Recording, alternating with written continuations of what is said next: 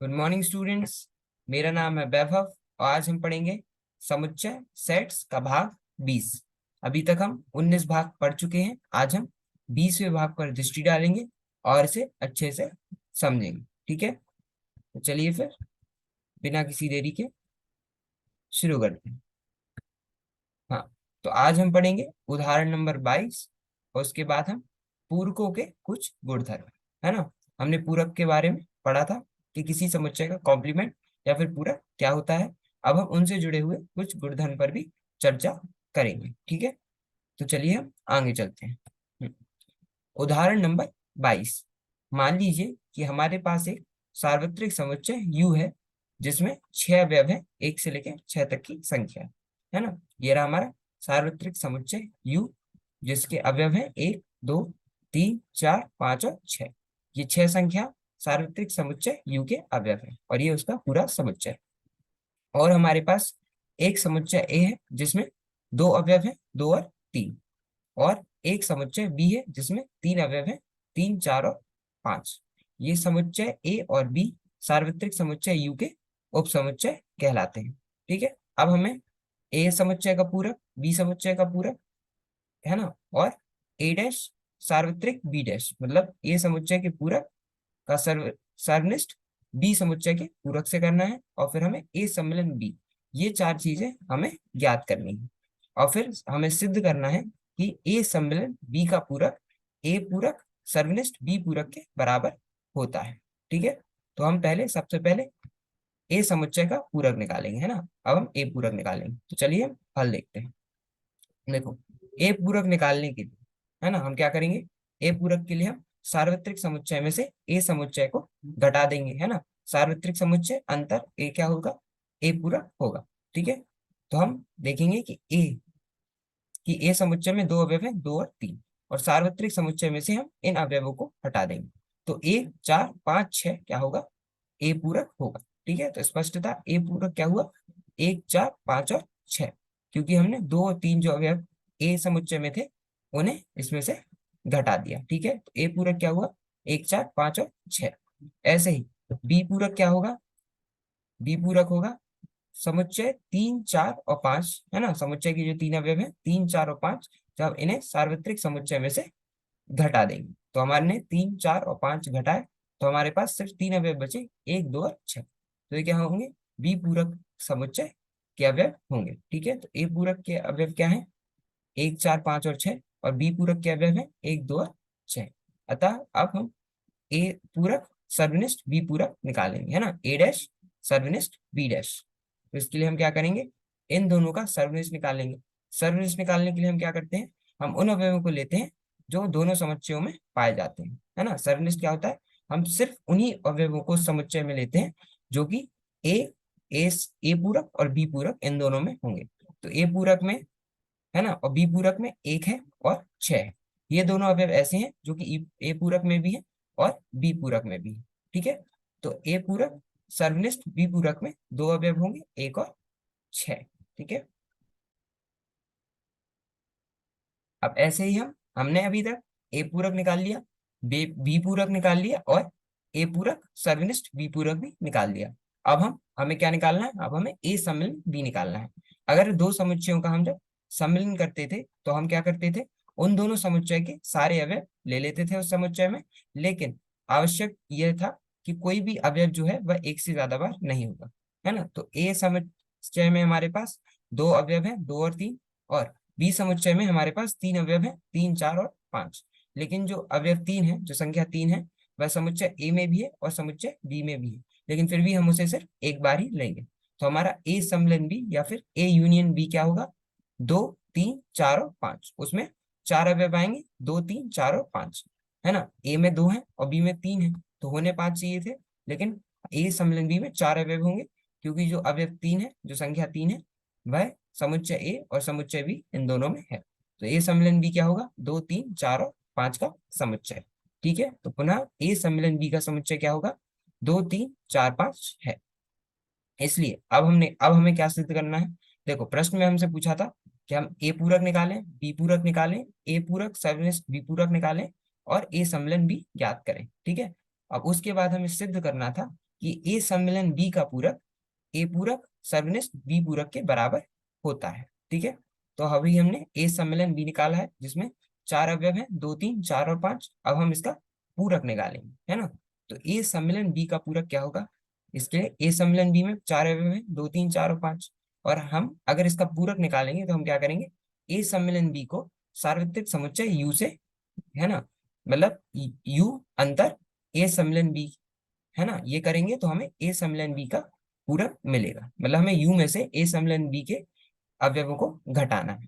ठीक है, तो हम यू जो कि सार्वत्रिक समुच्चय है इसमें से ए सम्मिलन बी के अवयवों को घटाएंगे, तो 2 3 और 4 और 5, है ना, इन 4 अवयवों को हम घटा देंगे तो हमारे पास 2 अवयव बाकी है, 1 और 6। तो ये जो 2 अवयव है 1 और 6, ये क्या होंगे, ए सम्मिलन बी का के सर्वनिष्ठ होंगे। तो ये क्या है, 1 और 6 जो है वह ए सम्मिलन बी के सर्वनिष्ठ है, ए सम्मिलन बी का पूरक है। ठीक है, ये क्या है, ए सम्मिलन बी का पूरक क्या है, 2 अवयव है, 1 और 6। ठीक है, तो इससे हमें पता चलता है, अगर आप देखें कि ए पूरक सर्वनिष्ठ बी पूरक और ए सम्मिलन बी का पूरक ये दोनों ही आपस में बराबर हैं, क्योंकि इन दोनों में ही 2 अवयव है, 1 और 6। ठीक है, तो इससे हमें पता चलता है कि ए सम्मिलन बी का पूरक किसके बराबर है, ए ए पूरक सर्वनिष्ठ बी पूरक के, है ना, जो कि किसके बराबर आए थे, 1 और 6 के समुच्चय के। ठीक है, इसमें कोई दिक्कत, उदाहरण नंबर 22 समझ में आ गया, तो चलो हम आगे चलते हैं। इस प्रकार हम देखते हैं कि ए सम्मिलन बी का पूरक ए पूरक सर्वनिष्ठ बी पूरक के बराबर होता है। ठीक है, यह सिद्ध किया जाता है कि उपयुक्त परिणाम व्यापक रूप से सत्य होता है ना। ये जो उपयुक्त परिणाम है यह हमेशा व्यापक रूप से सत्य होता है।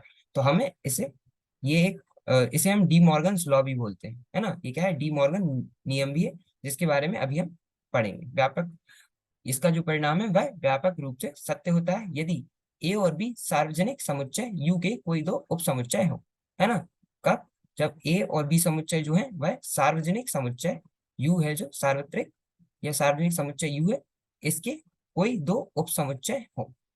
ठीक है, तब क्या होता है, ए सम्मिलन बी का ए सम्मिलन बी का पूरक ए पूरक सर्वनिष्ठ बी पूरक के बराबर होता है, और इसी प्रकार ए सर्वनिष्ठ बी का पूरक ए पूरक सम्मिलन बी पूरक के बराबर भी होता है।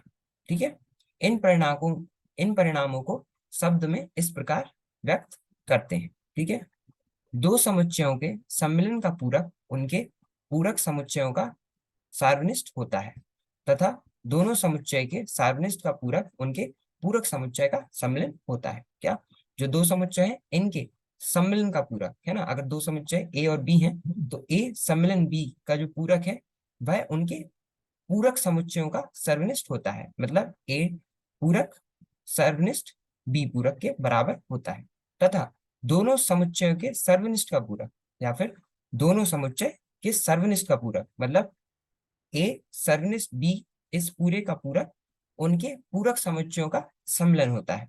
क्या, उनके पूरक समुच्चयों का सम्मिलन होता है, मतलब ए पूरक सम्मिलन बी पूरक, है ना। तो ये क्या है, इसे, ये जो नियम है इसे डी मॉर्गन ने दिया था। ठीक है, तो इसलिए इसे हम डी मॉर्गन्स नियम कहते हैं। क्या कहते हैं, डी मॉर्गन्स नियम या फिर डी मॉर्गन्स लॉ कहते हैं।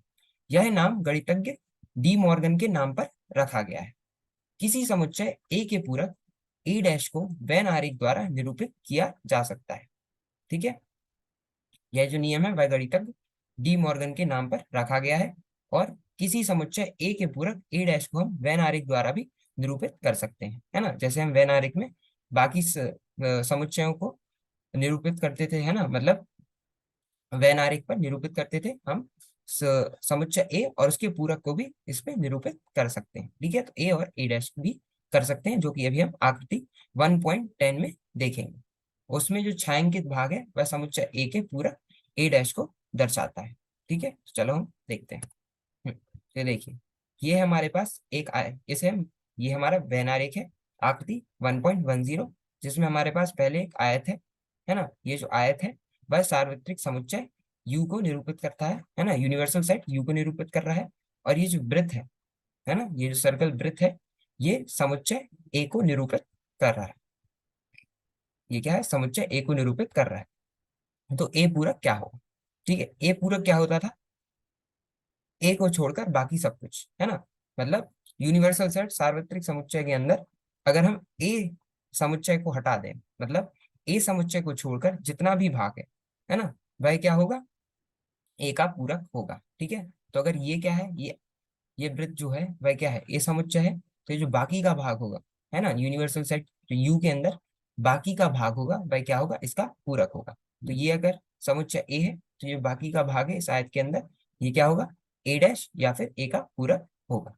ठीक है, इससे आपको ये समझ आ गया होगा। चलो हम आगे चलते हैं।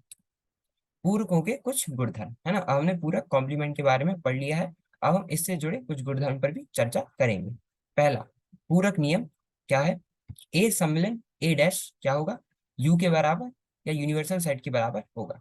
ठीक है, अब देखो ये है हमारा समुच्चय ए, और ये पूरा जो इसके अलावा बाकी है ये क्या है, ए डैश या फिर ए का पूरक। ठीक है, तो अगर हम ए डैश सम्मिलन ए करें, है ना, सम्मिलन का मतलब क्या होता है, हम दोनों समुच्चयों का हर अवयव लेंगे।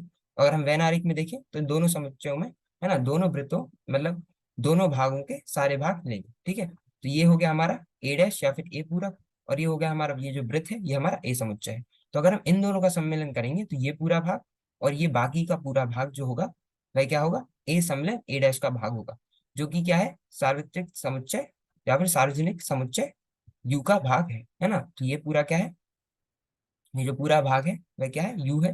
तो हम क्या कह सकते हैं, ए सम्मिलन ए डैश यू के बराबर होता है ना। दूसरा, ए सार्वनिष्ठ ए डैश फाई के बराबर होता है। ऐसे ही जब हम ए जो है ए और सर्वनिष्ठ ए डैश करें, सर्वनिष्ठ क्या होता है, दोनों समुच्चयों में जो भी अवयव या जो भी भाग जो है उभयनिष्ठ हो, मतलब जो अवयव इन दोनों समुच्चय में आ रहा हो या जो भाग इन दोनों आकारों में आ रहा हो, है ना, इनके भागों में आ रहा हो, उसे हम सर्वनिष्ठ कहते हैं, है ना। सर्वनिष्ठ में यही होता है। लेकिन अगर आप इसे समुच्चय ए और समुच्चय ए डैश में देखें, है ना, तो ऐसा कोई भी भाग नहीं है जो ए और ए डैश दोनों में है ना। तो मतलब ऐसा कोई भी अवयव भी नहीं है जो ए समुच्चय और ए डैश में हो। इसलिए ए सर्वनिष्ठ ए डैश किसके, रिक्त समुच्चय या फाई के बराबर होता है। ठीक है, अब दूसरा है डी मॉर्गन का नियम। अभी हमने डी मॉर्गन का नियम पढ़ा, है ना। डी मॉर्गन के दो नियम थे। पहला कि हम ए सम्मिलन बी का पूरक करते हैं तो वह ए पूरक सर्वनिष्ठ बी पूरक के बराबर होता है। क्या, ए सम्मिलन बी का पूरक ए पूरक सर्वनिष्ठ बी पूरक के बराबर होता है ना। और दूसरा, ए सर्वनिष्ठ बी का पूरक ए पूरक सम्मिलन बी पूरक के बराबर होता है। ठीक है, ये जो डी मॉर्गन के नियम, ये जो जितने भी नियम है ना, पूरक नियम, डी मॉर्गन के नियम, द्विपूरक नियम, है ना, और फाई डैश और यू के नियम, ये जितने भी चारों नियम है ये काफी ज्यादा जरूरी है। तो आप इन्हें खास करके याद रखना। और सबसे ज्यादा है डी मॉर्गन का नियम, इसके जो दो नियम है वह बहुत परीक्षाओं में पूछे जाते हैं। ठीक है, तो पहला है ए सम्मिलन बी का पूरक क्या होता है, ए पूरक सर्वनिष्ठ बी पूरक, और ए सर्वनिष्ठ बी का पूरक क्या होता है, ए पूरक सम्मिलन बी पूरक। ठीक है, अब हम देखते हैं गुणधर्म नंबर 3, जिसे हम द्विपूरक के नियम के नाम से जानते हैं। ये क्या होता है, ये हमने देखा भी था कि जब हम किसी समुच्चय के पूरक का पूरक करते हैं तो हमें वह समुच्चय ही प्राप्त होता है ना। क्या करते हैं, अगर हम किसी समुच्चय, जैसे मान लीजिए हमारे पास सार्वजनिक समुच्चय है 1 से लेकर 4 तक की संख्या, और हमारे पास एक ए समुच्चय है जिसमें एक दिया हुआ है ना, एक और दो, दो अवयव दिए हुए है ना। तो हम ए पूरक निकालेंगे तो क्या होगा, 1 2 3 4 में से हम 1 2 को घटा देंगे तो हमारे पास 3 और 4 ये दोनों अवयव का समुच्चय बचेगा। और हम जब इसका पूरक करेंगे, है ना, तो हम सार्वत्रिक समुच्चय यू में से 3 और 4 को, उसके अवयवों में से 3 और 4 को घटा देंगे तो हमारे पास फिर से क्या, दो अवयवों का समुच्चय 1 और 2 का समुच्चय बचेगा, जो कि क्या है, उसी समुच्चय के बराबर है ना। तो हम जब भी किसी समुच्चय के पूरक का पूरक करते हैं तो हमें वह समुच्चय ही प्राप्त होता है। ठीक है, और फिर हम देखते हैं नियम नंबर 4।